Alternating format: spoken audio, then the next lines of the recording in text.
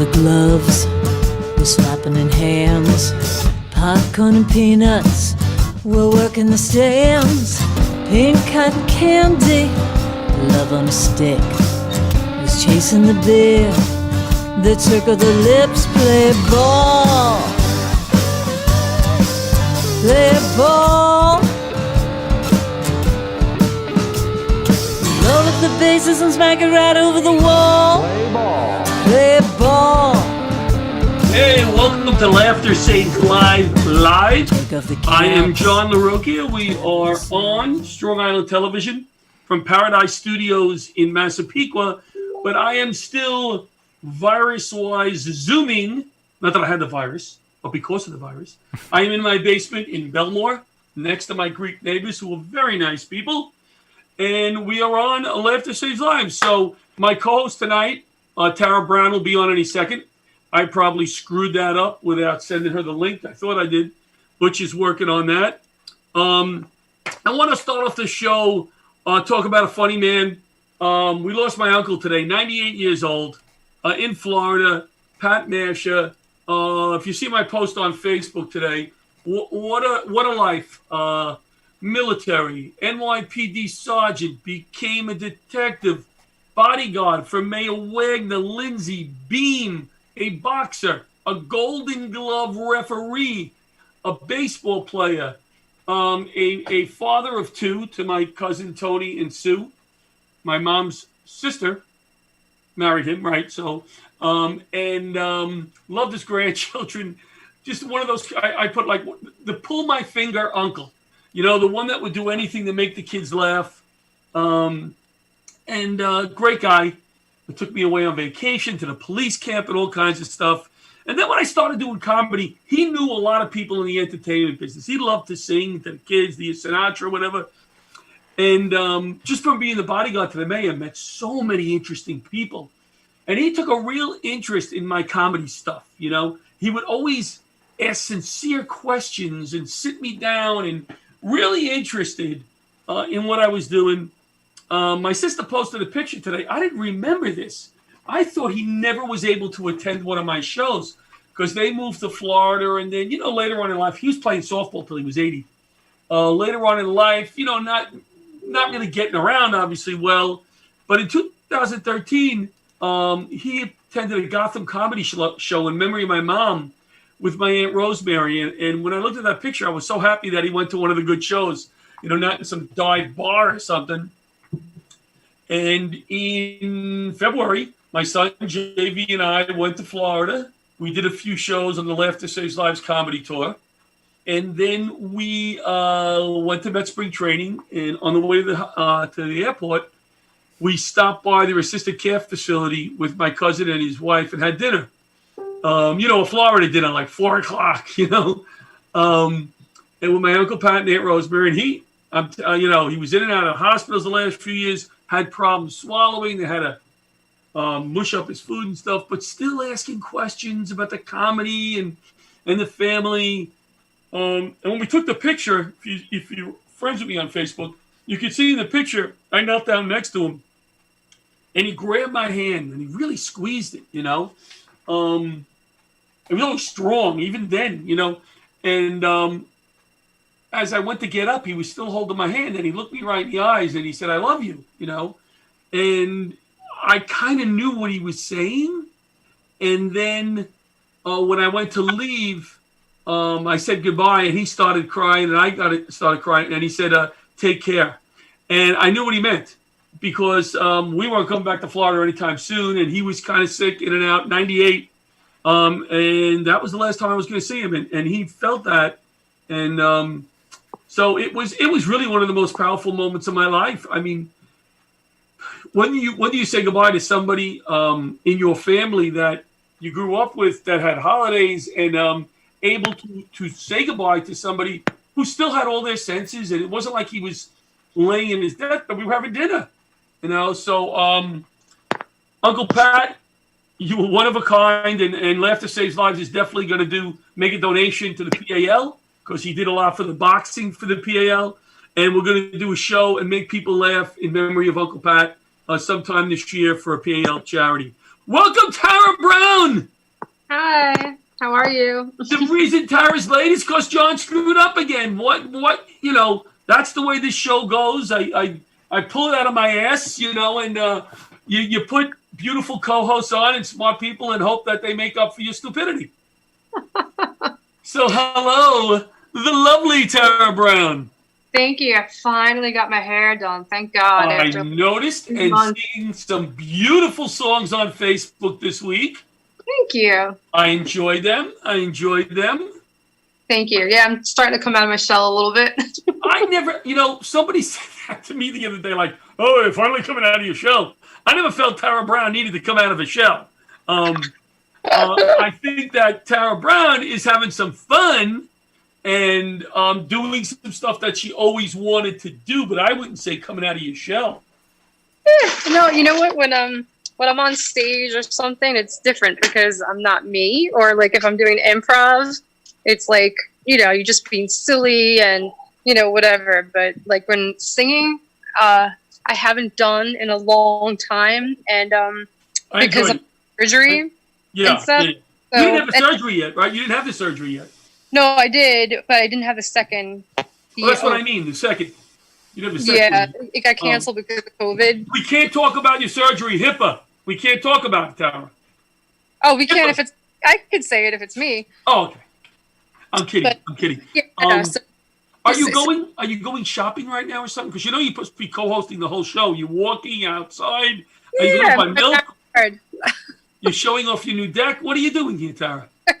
I wanted to get out. It's better light out here, and it's nice. Oh, I thought you were leaving. Like, I'm late. I'm going to leave. The idiot screwed up. So what else did I want to bring up front? Remember Tara Brown? Yes. I like calling you Tara Brown for some reason. I don't know why it flows. July 26th, I will be on Match Game with Alec Baldwin.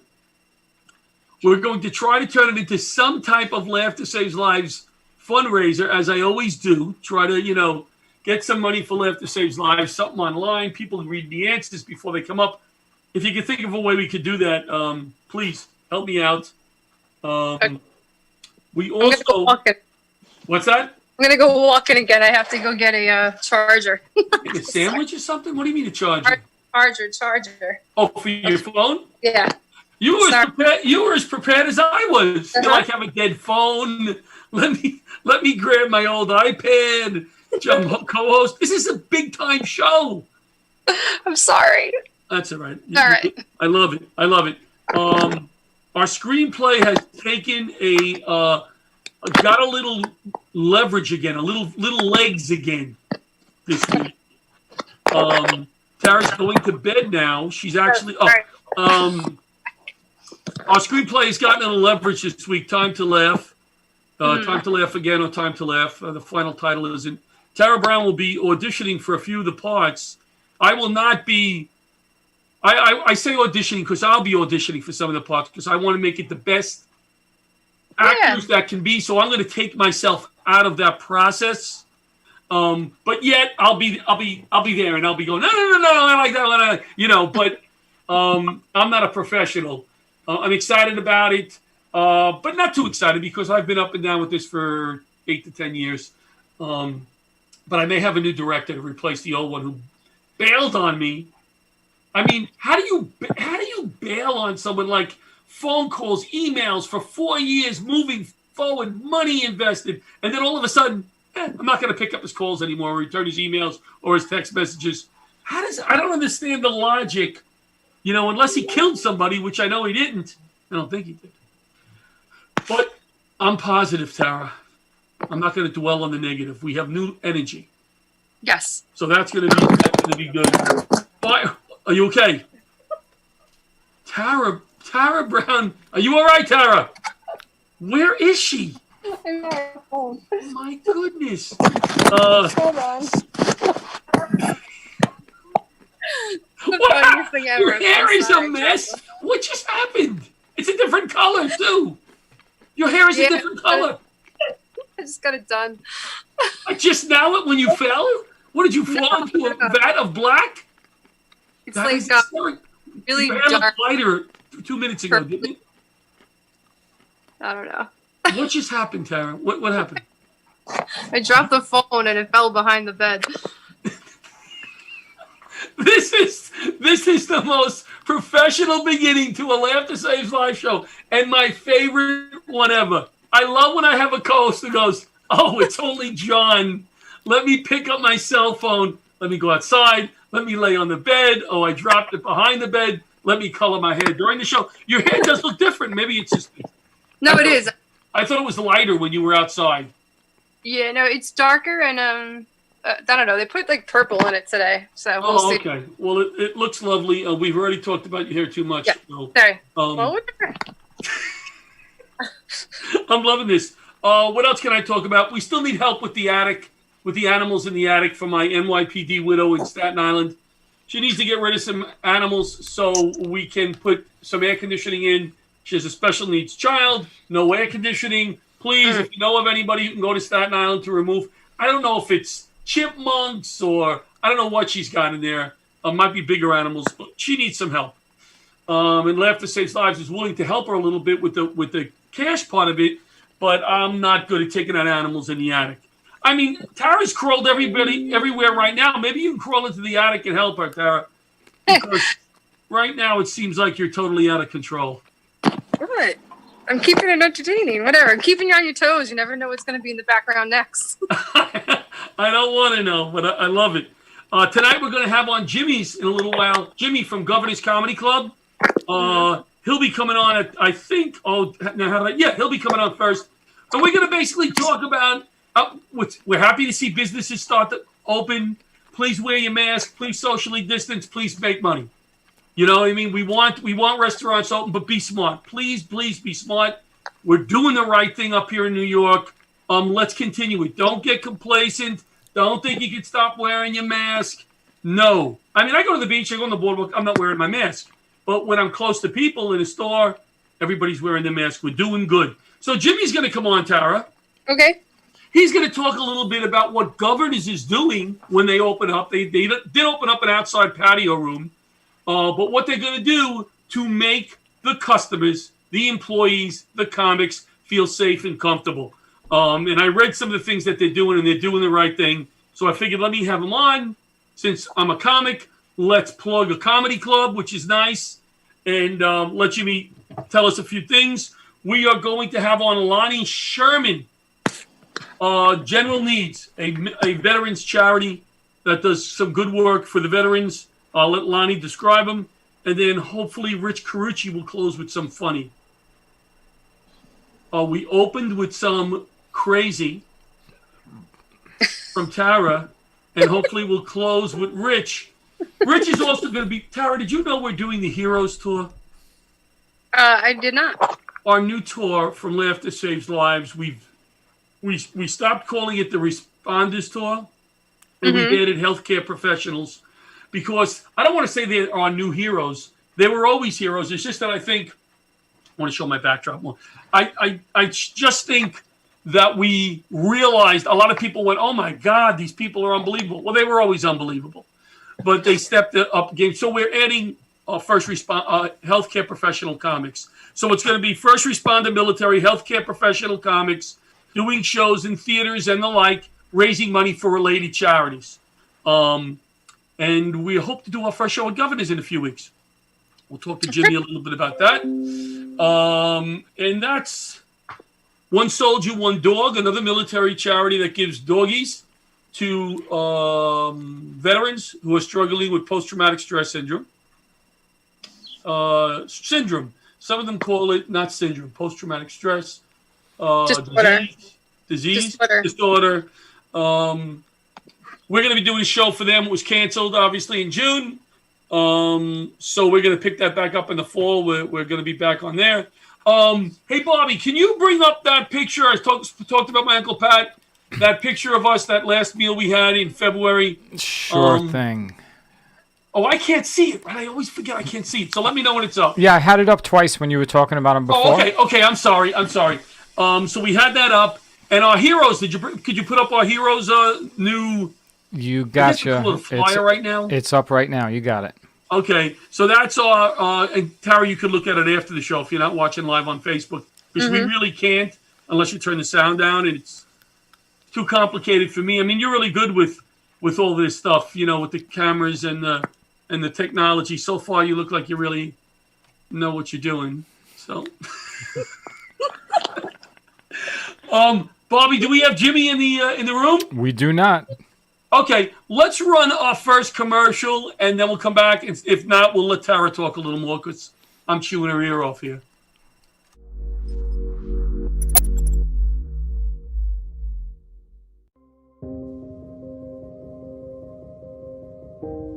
Hi, I'm Michael Barish, managing partner of Barish, McGarry, Salzman & Penson.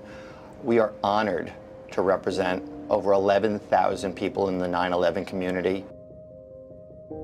The people who work at my law firm can really relate to what the 9/11 community is going through because they're going through it too. So my dad's name was Billy Gormley, and he was a fireman on 9/11. My father also was a firefighter, and he did report down there as well on 9/11. My dad, Alan, worked on the 104th floor of the second tower. He was an IT technician. My father was a fire inspector. My husband, his name is David Velez. He was a detective with the NYPD, and if I can help anybody that is going through exactly what I have gone through for the last 17, 18 years and make their life just a little bit better, then you know what? I love coming to work every single day. You know, this is a genuine office. Like, people are really sincere. The best part of my job is the clients. Every once in a while, you'll hear in their voice how grateful they are for the work that we do. We take this personally, and we will not rest unless we help everybody we can before this Victim Compensation Fund ends in 2 years. And we will be fighting to get this thing extended past 2020 because cancer isn't going to stop afflicting the 9/11 community.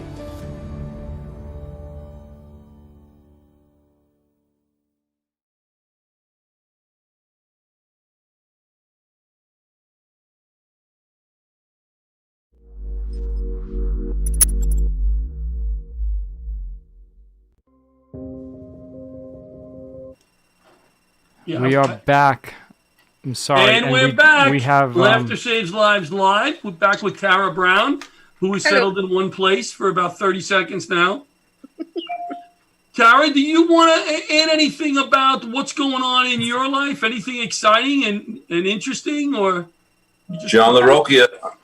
Stand by. Is that James? It is. How are you? Good, James. I'll be with you in 30 seconds, but we don't see you yet, James. Okay, I don't know why. All right, let me see, because you're missing out. So. We want to see that handsome face. Anything you want to talk about? There you are. Give us 1 second, James, but hang out right there. Look at him with he's like Sinatra. Look at him, that like alcohol in the background. It's my COVID hat. He's got the shirt with the medals hanging out. Oh boy! All right, I would have dressed better. And he's drinking a wine. I love this guy. Tara. Yes, I'm good. You sure? Yeah, positive.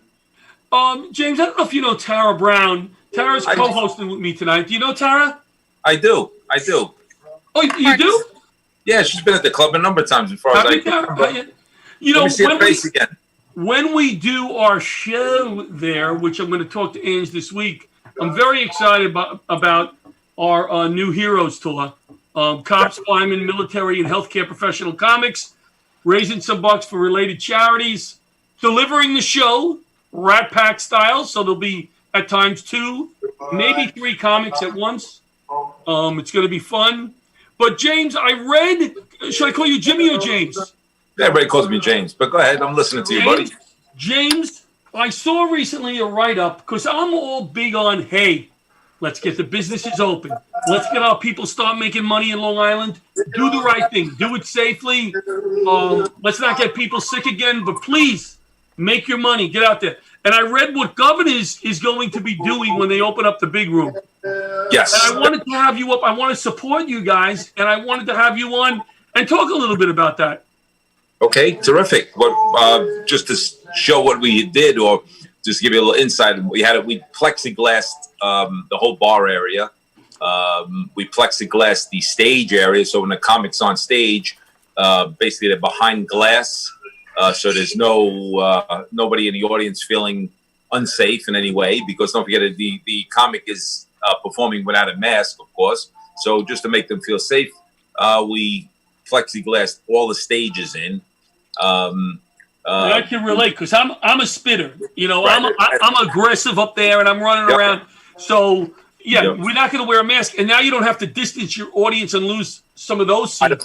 I don't have to distance my audience from the stage. Of course, the rule, everything's changing every day, so it's a little tricky to say exactly what's happening. But the last word that I got as of yesterday afternoon was we're going to be opening on the we're phase 4 because it's entertainment, and we're going to, I think it's the 8th, July 8th. But of course, they're going to enforce the 6-foot distancing rule while you're sitting watching the show. Right. No mask required at the table. Right. Like I'm doing now. I don't know if anybody on. I saw it. The patio. You know, I opened a big patio room outside. It's all tented, open air on both sides and front and back, so there's plenty of breeze going through. And the same rules, basically standard: 6 feet apart the tables. Of course, unless it's your party. And then from there, while you're up and upright and walking around for any reason, you have to have a mask. As soon as you sit at the table, you can take your mask off. Right. So and tell them what you're doing with the food and the drink and all that. Well, the food, of course, is coming out all covered. There's no uncovered food like there used to be. Now, when the food comes to the table, it's covered with a what they call basically a room service type cover. Of course, everybody, all the girls and staff are wearing masks and shields. I basically put the mask and the shields over the mask. Wow. The girls are having a little bit of a tussle with the shield because it draws a lot of fog. So, you know, they're trying to do their job and they're getting some fog. So I have to work around that a little bit. That's what's funny, Jimmy? You know what's funny? For years in the FDNY, I was a hazmat responder and wore masks. And one of our biggest problem at times was it was fogging up. Right. And it's so interesting now. Everybody's wearing this gear, you know, and I'm like, I've been doing this for years and I get it. You know, I get it. Yeah.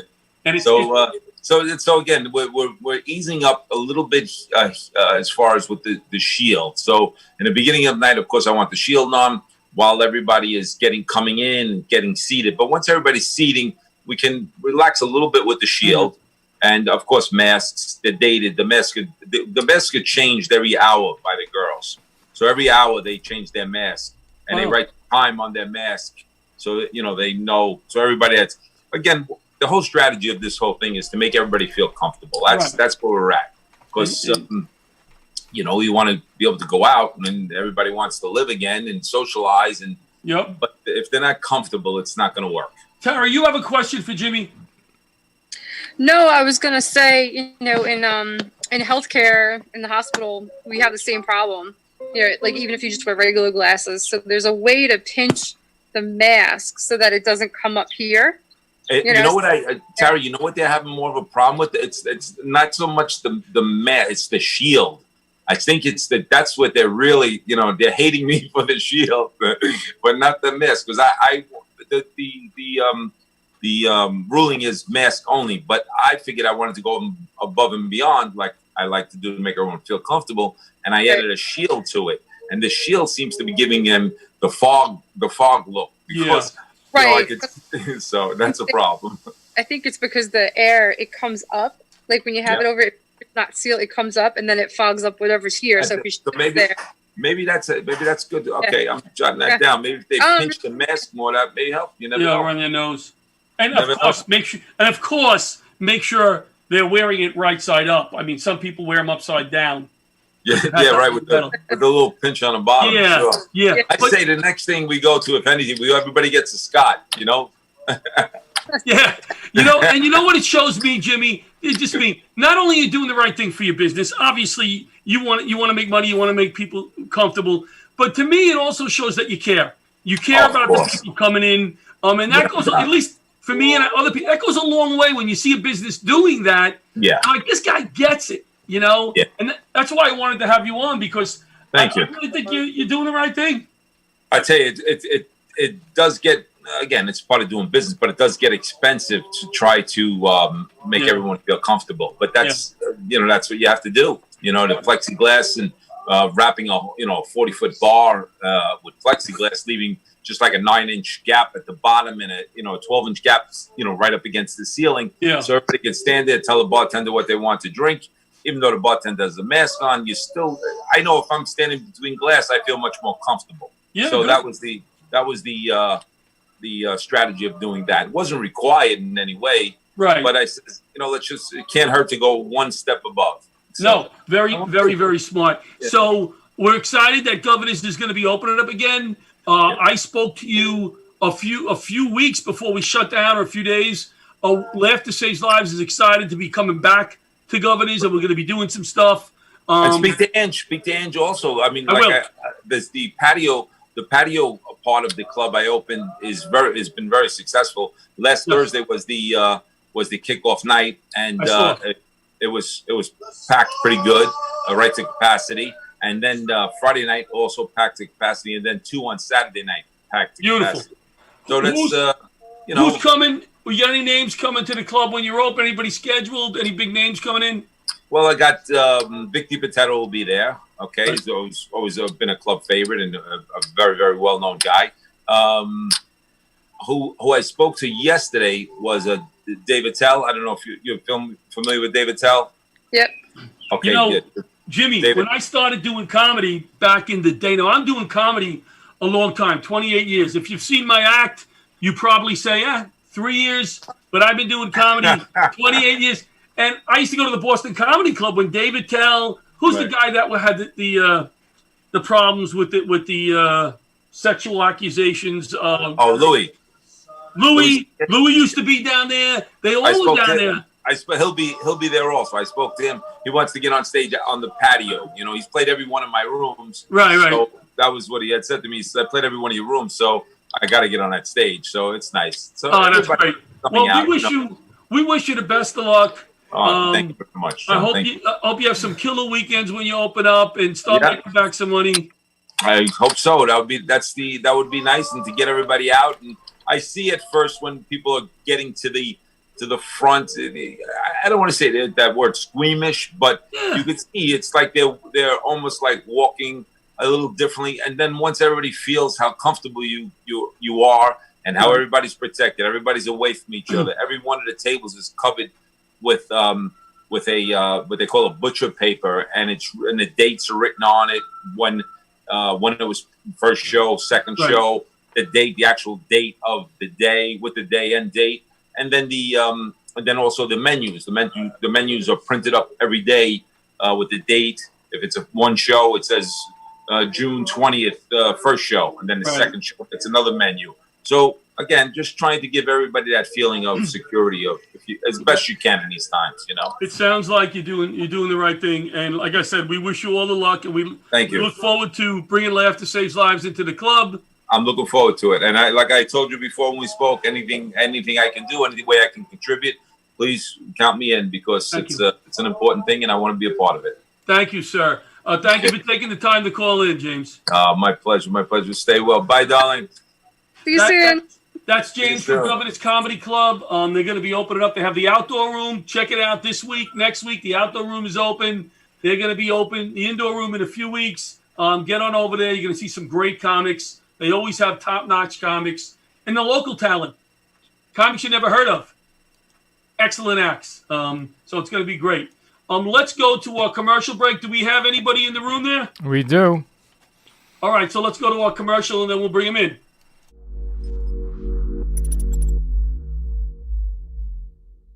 Every once in a while, I come across a product I have to tell people about.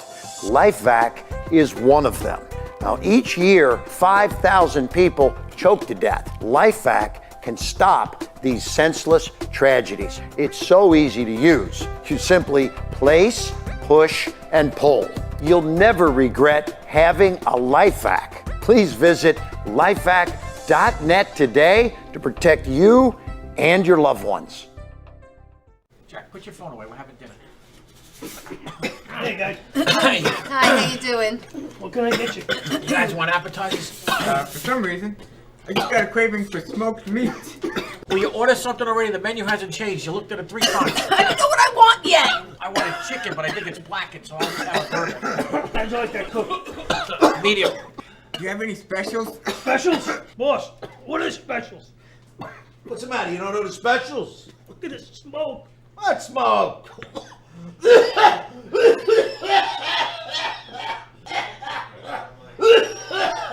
We gotta get these dumps clean. Nah, they're fine. You know what? We're just gonna take our order to go, okay? In business since 2003, MCN Duct Cleaning is the result of many years of research and continuing education. Realizing the need to provide a safer and cleaner environment for families on Long Island, MCN services both residential and commercial properties by cleaning dryer vents, fireplaces, HVAC systems, and so much more. This not only improves air quality, but it could also reduce your energy bills by making things run more efficiently. So, if you want to make your house or business safer and cut down on your bills in the process, give our friend Matt over at MCN a call now.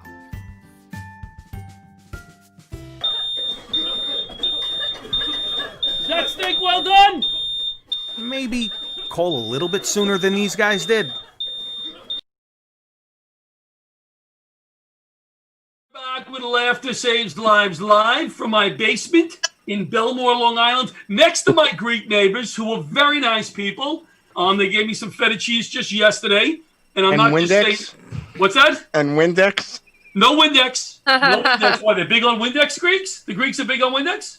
You ever watch My Big Fat Greek Wedding? Oh, yeah. Lonnie, you're not Greek, are you, Lonnie? No, I'm not Greek, but who could? All right, so we got to watch that we don't. And Tara's back. Tara now is in the neighbor's basement. I think she was kidnapped, and she told the neighbor she was on a show, and he said, all right, I'll give you another 25 minutes, and then we're going to tape your mouth and tie you up and see if we can get some ransom.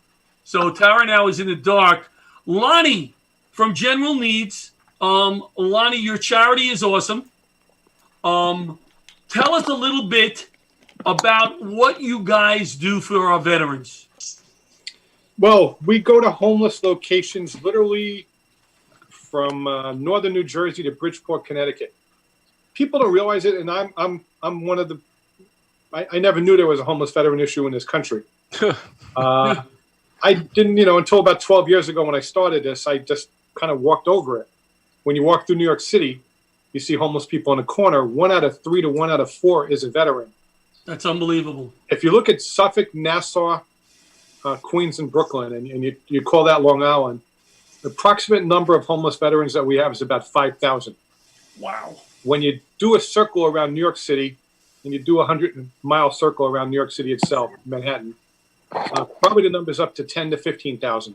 Lonnie, why are there so many homeless veterans? Is it part because of their post-traumatic stress and they don't try to get a home or get a job because they just can't function? It's all of that. It's post-traumatic stress syndrome. It's traumatic brain injury. Remember we started reading about that with football a few years ago? So something kind of blows up next to you. Your head kind of shakes within the cranium. And there's issues that you'll just never be able to get control of. Tara has a question. Go ahead, Tara. So being a former spouse of an Iraq war veteran, I know too that it is also that they try to get jobs and they can't hold it down because they feel, some of them, I'm not generalizing, but feel like any job they do is not going to match the same purpose they served when they were overseas, or nothing's going to give them that same of worthiness, so right. They jumping from job to job, and it's hard, but the PTSD is definitely part of it as well, And PTSD has been described to me like we're looking at each other, we're all in an individual box. You kind of boxed in. You can't break out of that box. General Needs was started with a psychology friend of mine, or a PhD in psychology at Hofstra. And he kind of described it as you just can't break out that paper bag sometimes. I wouldn't ever want to deal with it. And men we know are fighting with it on a regular basis. They see things they shouldn't do. They do things that just don't make any sense. And they go in as 18-year-old kids. And go in as 18-year-old kids. And a lot of the growth of population we're seeing now with homeless veterans is that Vietnam vet who kind of went in as 18 years old, came back home at 2021, and was treated really poorly. They came home, they got a job, they worked 9 to 5, They got married. They had, a 6-pack every night, and 2 6-packs a day, on the weekends, or 4 6-packs on the weekends. And now they're starting to retire. And now they're thinking about, hey, I did this or I saw that. And we know many Vietnam veterans who have just walked away, leave their home, close the door, never go back, live in their car. Well, you saw, I don't know, Lonnie, I don't know if you saw today, with the COVID situation in New York City, I was talking to a chief friend of mine, and he told me one night they used to do 3 CPR runs. No, 3 in 3 days. I think it was 1 in 3 days on average in his battalion. They were doing 50 a night. Wow. And what the EMS people saw, I mean, they were pronouncing people dead, which they normally have to bring them to the hospital, right? They weren't allowing them to bring these people to the hospital. They said, listen, we can't handle it.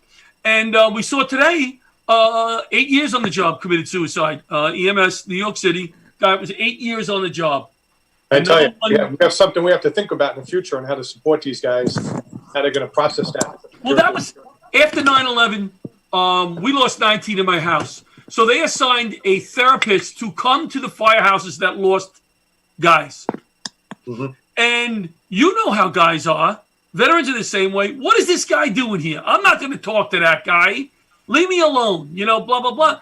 And that's the mentality. I came from a world of marriage encounter, sharing my feelings. So when he would come in, I would sit there, talk to him.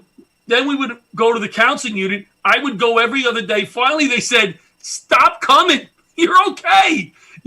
But I knew that talking was important. Most of these guys are not like that. No, they're not. No, they're not. And they need the help. They need, they need laughter. They need this camaraderie. We go spend time with them. And it's really getting to spend time. I have two vets that are actually working on my home now that were previously homeless that we helped set them up in apartments. Wow, that's great. And one of them told us a story that about a year and a half ago, we had some major tooth work done. They had several teeth pulled out. And he was in such a rotten mood. And some of my volunteers dragged him out of his room. They said, look, you got to participate. We're here to have fun with you. And he was not ready for it. And then he explained to me, listen, my teeth hurt. Somebody ran out and got him mashed potatoes and gravy. And that was a turning point in his life. Oh, yeah? He was having the bad thoughts, but mashed potatoes and gravy said that somebody really cares. And that's really what General Needs is about. It's just a group of schmucks like me going out there saying, hey, we're your neighbors. We care about you. We're your friends. And we're going to be here for you no matter what. Whatever you think you've done in the past, whatever head garbage you have, we're going to be here and say, listen, have a chicken sandwich or have a burger and here's some new socks. Well, we need more schmucks like you. We need more schmucks like you. And we want Laughter Saves Lives. We want to help. We'll make a donation, but we want to do a show. We want to get involved. Do shows at your facility out there. Carlo, do you have any questions for Lonnie? Actually, I do, because I work closely with vets. As you know, my show is syndicated on American Forces Network, so I get to entertain the troops. That's but right. I work closely with an organization called Vet Rest and another one called Code of Vets. Basically, all you guys are the same. You're all fighting for the same dollars, which is sad. I wish there was enough money to go around. To reiterate what Tara said, I was working with a young man named Jason, and he had a hard time acclimating to civilian life because in the military, his job was to hostage situations. Where's he going to come home and find a job like that? It's not. So there lies the problem. Secondly, with the PTSD, it's been around since World War I. It's just changed names. It was battle fatigue, then it was shell shock, and then PTSD. So it's been there forever. It just they changed the names for whatever reason, but I really appreciate what you're doing, and is there any way I can help you out? When it comes to vets, kids, and cancers, count me in. No, we're doing this. You know what? And we talk about the population. There's a place we work with in Connecticut, and this is one of the greatest shelters we've been affiliated with. They have a house for 45 men and another separate house for 15 women that can be there with their kids. And this Christmas, we got to go there. My wife was behind me on the couch over there listening to me talk. Got to buy presents. He's making sure you say all the right things, your wife. He's doing it. One mistake, and you're going to get one of these in the back of the head. Lonnie, what did I tell you to say to John? because I talked to her earlier. I think. You know what? Thank you very much for doing that, because normally I got in trouble for saying that word. But no, sir. So we met this woman. She had 3-week-old twins, and we let our volunteers know that this was there, and it was really a highlight of us going there and supporting her. 1/3 of all women that join the military, Army, Navy, Air Force, Marines, Coast Guard, 1/3 of all the women that join the military will be violently sexually assaulted while in the military. So think about the head garbage you have to come back and get accustomed to now doing civilian life and getting a job when that happened. And the first step that they'll do is, before they become homeless, is they'll do something called couch surfing. And that sets a whole nother series of exposure of some bad things going on. So it's been great to do this. We have fun doing this. It's really, when you go to one of the shelters with us, we just have a blast goofing around with the guys. Well, I think it would be fun to bring a show to some of these shelters with you. And like I said, do some nice big event where we could raise some money for you. Like, I don't want to say a black tie. Laughter Saves Lives is not a black tie. No, we're not either. We're food, fun, and music. We our gala is called an almost gala because we're not too snooty. It's almost a gala. Carlo, you haven't been to one of our galas, have you? I was never invited. Oh, that's right. Never mind. So you don't need to be invited. Tara's been there. Tara, you've been to some. You know what Tara does? Tara does at the galas. She just walks around and hides in closets, and then disappears, goes outside, comes back in. She never. The people are on stage. She walks across the stage. She never starts moving. That's right. You missed the beginning of it. I was all over my house. That's why he's saying this. I was supposed to go to one of your galas, but I fell asleep on my couch that night. Yeah, we have a running joke that I was supposed to be on Carlo's show one night, and I fell asleep on my couch and forgot to call in. But for Carlo, trust me, it was well worth it, because this he's been busting my balls now for 5 years. So what would have been better, me being on the show or me missing the show? Oh yeah, well, right. It was radio gold. Is Rich in the waiting room yet? No. Okay.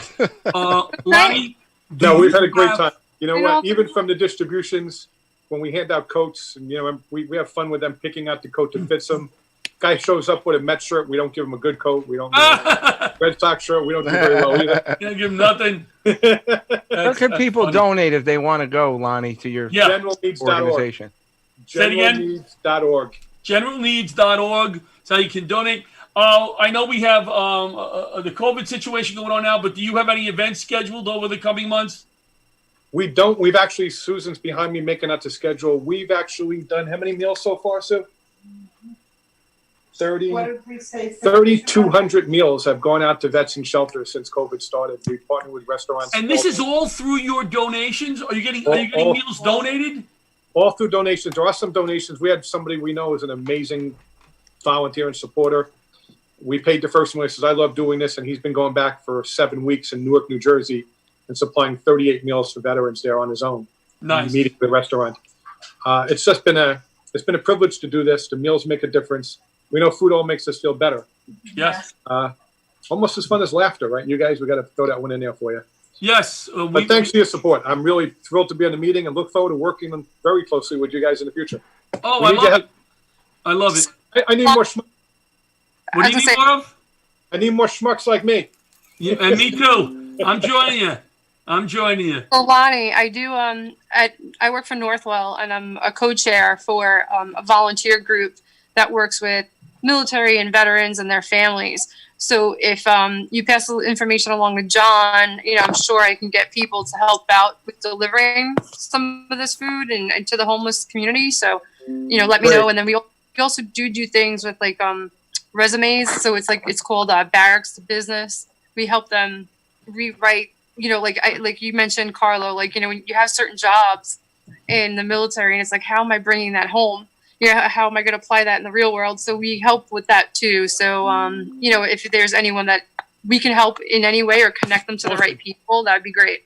Awesome. We have a Northwell office manager from a Bayshore location, adopted a Bayshore vet location with 20 vets in there. She's been going there every month, cooking, barbecuing, supporting these guys literally for the past 2.5 years. Oh, wow. And nobody Northwell knows that. She's kind of keeping it under the radar a little bit more.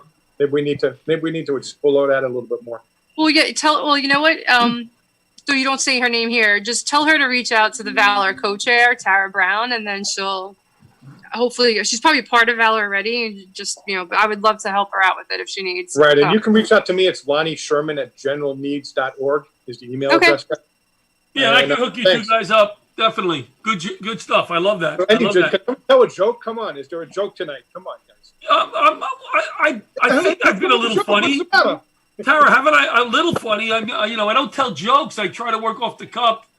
That's why I'm doing the show. You guys walk into a bar. No, I'm going to stop this. I'm pretty bad at it. All right, thanks, guys. Lonnie, thanks so much for taking the time. We will definitely be in touch. I'll call you at 2:00 in the morning. See you soon. I'll probably be up then. Goodbye. Thanks, Lonnie. Bye-bye. Bye. Bye-bye, guys. Lonnie from General Needs, and he started out by handing out underwear. Because you don't get underwear when you go to get clothes, right? People going to get clothes, you're not giving out used underwear. So that's how he started it. He's running an awesome organization. There's Rich Carucci. I know Carlo knows Rich. Rich, what's up? Holy mackerel. Figured it out. You figured it out? Well, somebody figured it out for me, but yeah, the show ended 2 minutes ago. I'm telling you, I was in the chat room. I guess that's called. Rich is going to be part of the new Laughter Saves Lives Heroes Tour. He was a 911 dispatcher, and he must have some interesting stories. What does a 911 dispatcher do other than answer the phone, Rich? Like, what do they stay awake? Stay awake. That was the big part. Stay awake. Was that an issue? Was that an issue? Well, we had a little sleep apnea problem towards the end, but but I mean, don't you at times need to give some advice to who's calling, some information that to calm them down? And oh yeah. Listen, the thing they used to tell you was, remember, it's not you having the emergency. Remember that. Oh, that was the first thing, so you don't panic. But yeah, there were some moments. But there was a lot of stupid questions too. People would call for and stuff like that. Give me one. Give me one or two. All right. Is it okay if I barbecue in my kitchen? Stuff like that. And what did you tell them? No, your neighbor's kitchen is okay, but not yours. Right. I said, no, do not. I said, why? First off, you get their address and you start sending somebody over there because you figure they're out of their minds. And then you go, I wouldn't do that because why not? Once you light it, you'll find out. Stuff. Just crazy. Can I take that one step further, Rich? Yeah.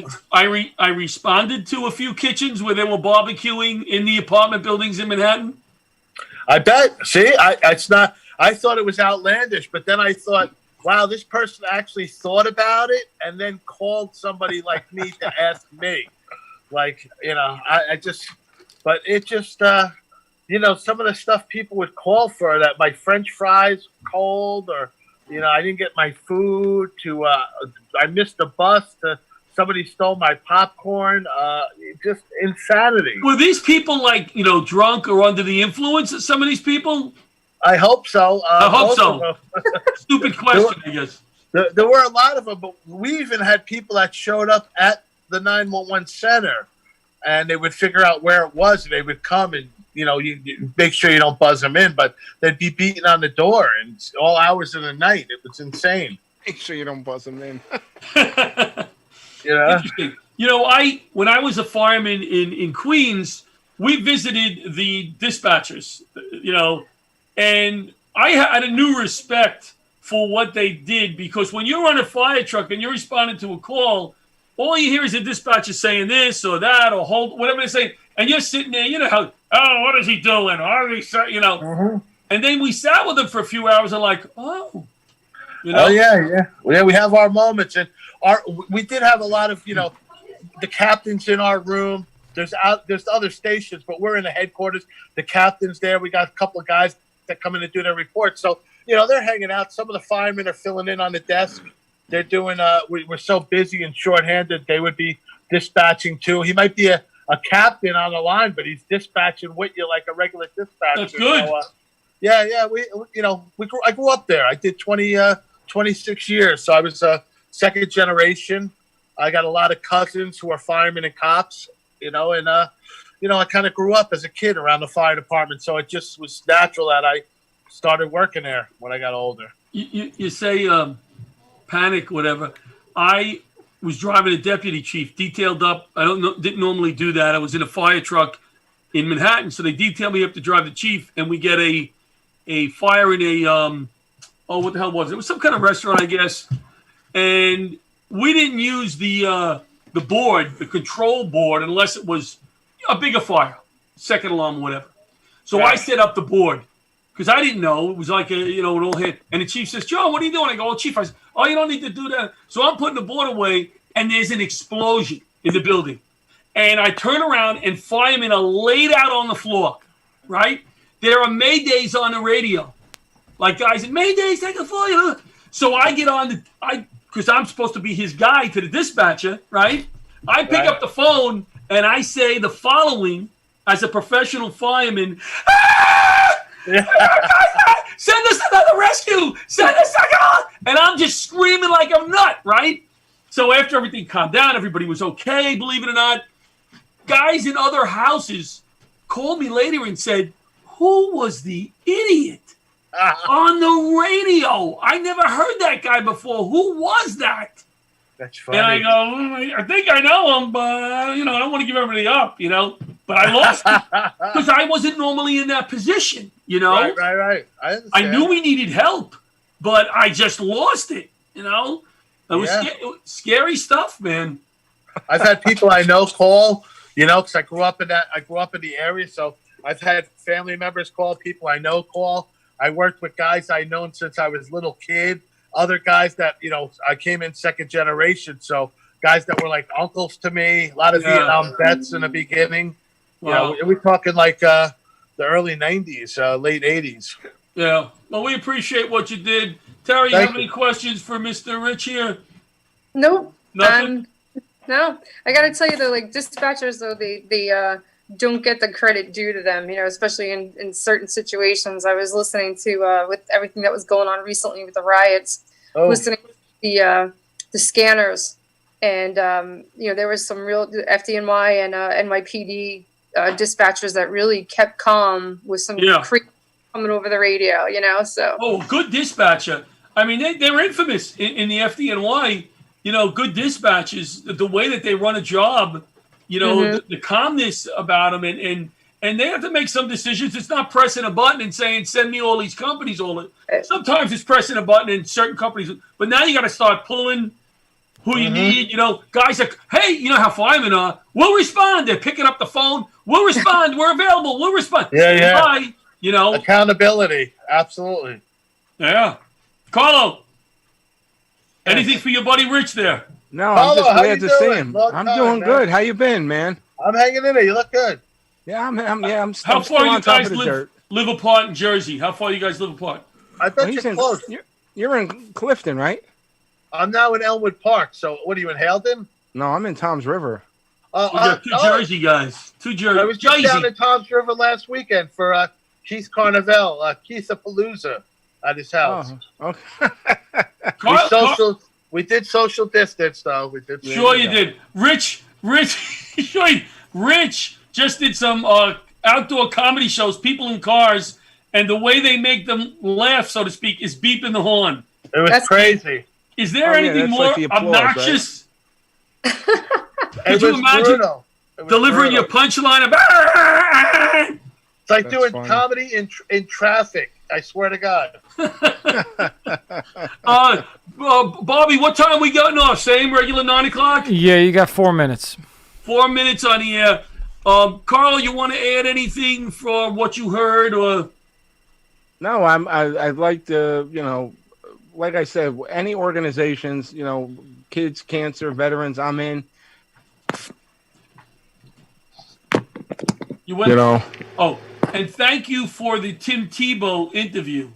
Did he ever reach out to you? Because I gave him your personal information. Oh, thank you. No, not yet, but we'll keep plugging on that. I'm sure we'll get through, but Carlo was nice enough to include me in the Tim Tebow interview. Carlo didn't know much about baseball, and he asked me and Santo to join him. I don't know if you know John Santo, but he's a Met fan, and he's a Met fan because everything he wears from undies to socks to shoes.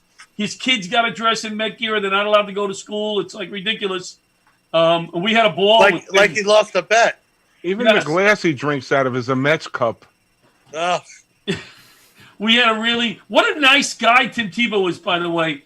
I mean, he would have stayed on. We cut the interview off. Carlo cut the interview off. We were on with him how long, Carlo? Oh, almost 50 minutes. How many? Almost an hour. Was it that long? Like 50 something minutes. Yeah. And he was still gabbing away. It wasn't like he was going, "Hey guys, I gotta go." No, but I had a certain time that I had to be off by the publicists. Tell you that. See, they get that's the one thing I like. It's a testament to me because sometimes they'll say they got 15 minutes, and meanwhile, 45 minutes later they're still on with you. That's the testament of a true that you have a good product when people want to. But when you start the interview off with Tim Tebow and say, "Listen, I know where your family lives. Let's have a nice interview here." That tends them to go long. You know what I'm saying? They tend to not want to cut it off. Oh, John, I forgot to tell you that Tim's going to be. I made a connection, and we're all going to be getting signed books. Me, you, and John. Oh, nice. Yeah. Very nice. Thanks, Carlo. Carlo, always a big supporter of Laughter Saves Lives. Always on Facebook. Hey, you guys do good work. I really appreciate it, Carlo. Oh, anytime. You're a good man. Rich is now is doing a Tara. Rich. Yes, sir. Thank you for taking the time to call in tonight. Thanks for having me, John. And Rich is going to be part of the Heroes Comedy Tour, and we look forward to getting you on stage. Awesome. Can't wait. Thank you. All right, be well. Tara Brown, as always. Hi. One of my favorites. Thank you for taking the time. No, thanks for The having hair me. looks good. The deck looks good. The whole house looked good. Thanks. All right, good night, everybody. Laughter Saves Lives live. I'm going over to have some feta with my Greek neighbors. Take care. Good night.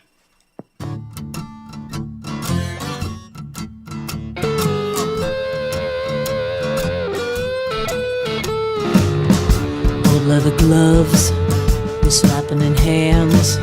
Popcorn and peanuts, we're working the stands. Pink cotton candy, love on a stick.